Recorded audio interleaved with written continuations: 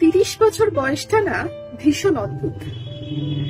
বেশিরভাগ মেয়েদেরই এই সময়টা বিয়ের 3-4টে বছর কেটে যায়, আবার কারো কারো হয়তো 2-একটা ছানাপোনাও থাকে, হয়তো আবার তখনও কারো কারো সংসারের মায়ার বাঁধনে আটকে পড়া হয়।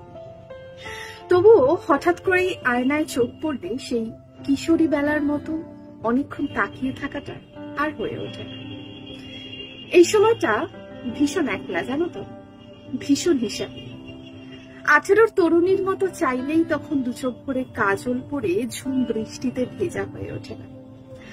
লোকে সেটাকে ন্যাকামি বলে তখন। আবার 40-এর মতো সংসারের যাবতীয় সিদ্ধান্তে ঘরের মধ্যমণিটাও হয়ে উঠে যায় না। লোকে সেটাকে তখন জ্যাঠামি বলে।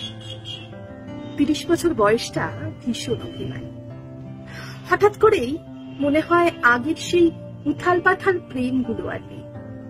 প্রতিদিন নিজেকে একটু একটু করে বদলাতে থাকা। 30 ছুঁয়ে যাওয়া এই বয়সটা বিষণ্ণতার।